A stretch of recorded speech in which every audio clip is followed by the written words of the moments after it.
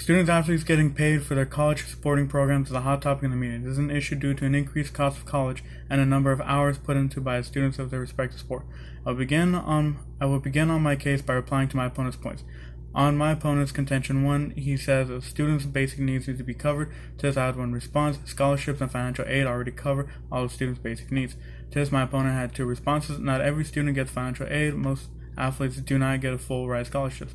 To this I have two responses: students that need financial aid will receive it, and athletes that don't get a full ride aren't good enough to attend competitive universities. Now moving on to subpoint B of my opponent says that college coaches make lots of money. To this I have two responses. Coaches don't make much, and if they do, it is for more expensive universities. Response: none. Please carry this over.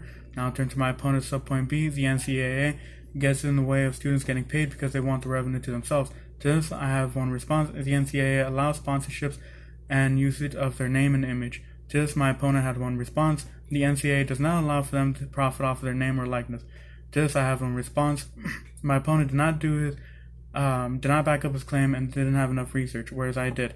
Now to my opponent's plan. The state will pass a law allowing college athletes to get paid and acquiring agents. To this, overall, I had one response. According to my response to subpoint B for contention 2, the NCAA already allows for the payment of athletes through brand sponsorships, as well as allowing them to hire agents. To this, my opponent had one response: the NCAA does not allow for them to profit off of their sponsorships.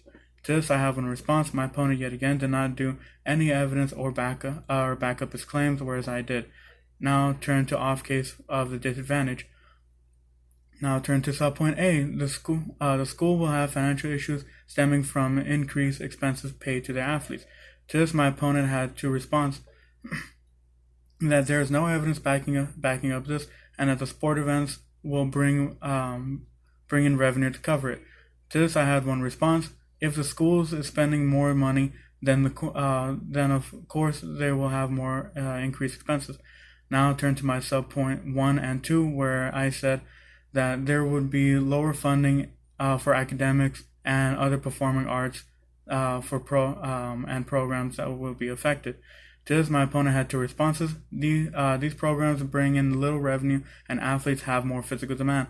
To this, I have one response: dancers and other performers also have physical demand, just in different ways of athletes. Now turn to my subpoint 2. My subpoint 2: by paying students athletes, you will increase the expenses to the school and potentially harming other programs. To this, my opponents had three responses: college athletes will have well-rounded education funding and will not decrease or increase. Education will not be lowered, and athletes will still need to graduate. To this, I have one response: the funding and extra money will be given to the sports will have to come from some